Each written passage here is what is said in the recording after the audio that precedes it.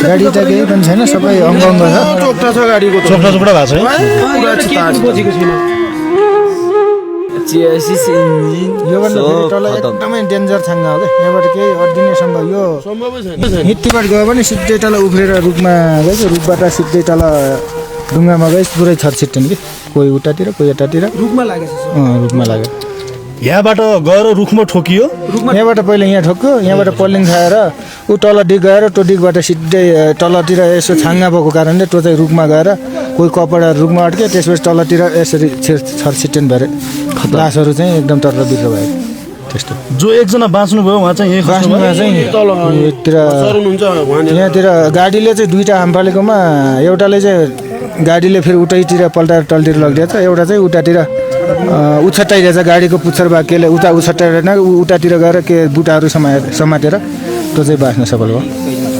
यो बाटो एकदमै जोखिम रहेछ यहाँ। बाटो चाहिँ यो डाङमा जोखिम, यो तलतिर यतातिर पनि एकदम साङ्ग्रो रहेछ, त्यसमा के छ भने टर्निङहरूमा पनि एकदम साङ्ग्रो, अनि चिप्लो त्यही माथि फेरि डबल गाडीहरू चाहिँ तलमाथि गर्ने एकदमै गाह्रो।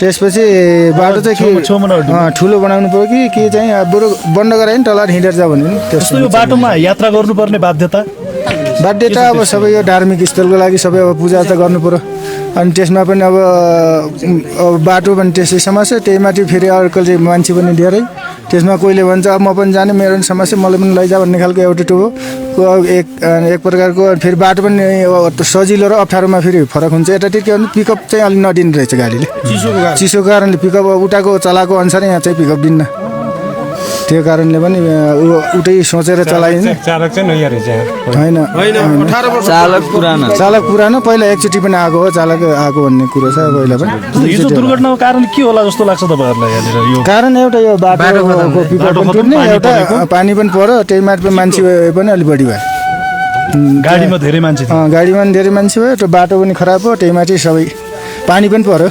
हजुरहरू पनि यो बाटोमा गाडीमा यात्रा गर्न हिँड्नु भयो होला? हामी अलि पहिले गएको थियौँ, हामी पहिले गएको ठ्याक्कै आधा घन्टापछि पानी पनि अलिअलि पऱ्यो, पानी पर्सक्यो, अलिअलि चिप्लो पनि हुने कुरा भयो, त्यसमा पिकअप पनि यो यस्तोमा आएर पानी पऱ्यो भने त्यो पिकअप कम भइहाल्छ त्यतिकै पनि।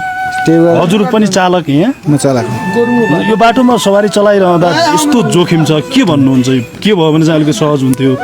यो चाहिँ सबभन्दा सहज गराउनलाई त पहिले जब सर्भिस गरेर यो बाटोहरू चाहिँ मेन सर्भिस गरेर चाहिँ राम्रो गर्नु पऱ्यो कि। तपाईँको के हुन्छ भने ठेकदार इन्जिनियरहरूले ठेक्का दिन्छ, त्यही दिइसकेपछि के हुन्छ भनेपछि उनीहरूले यो बाटो जसरी पुऱ्याउने त्यो बजेटहरू छिटो खाने, अनि बाटो पुग्यो भन्ने हुन्छ।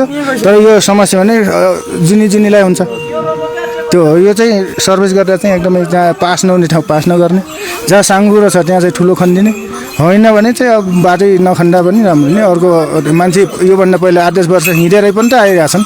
यस्तो दुर्घटना हुनुभन्दा बाटो नै बन्द गर्दै नखनेको भएपछि मान्छेहरू हिँडेर आन्छन्, हिँडेर जान्छन्, उनीहरूको अलिकति परिश्रम दुःख हुने हो, त्यो ज्यान त बच्छ नि त, त्यो कुरो।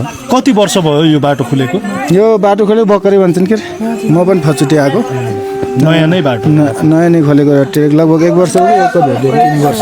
ए धार्मिक पूजापाठको बेला मात्रै गाडी चल्छ हो यो बाटो? अघि पछि चल्दैन, त्यही यो पूजाको लागि होइन, तपाईँको यो वैशाखी पुर्णे, जेठाङ्सी पुर्णे, अनि तपाईँको पछि अनि अर्को पुर्णे पनि आउँछ पछि बडौतिर, यो सिजनमा मात्रै चल्ने, नपछि यो चल्दैन। योभन्दा पहिला दुर्घटना भएको थिएन? नै, यो फचुटे एकदम भयानक दुर्घटना हो। यो बाटोमा हजुरले सवारी चलाउन थालेको कति भयो हजुर चालक? म त यो बाटोमा आएको फचुटी नै हो। ए फर्स्टचोटि आउनु? फचुटी। उहाँ यो मृत्यु भएको ड्राइभर चाहिँ 2चोटि कि कतिचोटि आइसक्नु भएको थियो पहिला पनि। हस् धन्यवाद। हजुरको नाम? मेरो रेशम बुढा।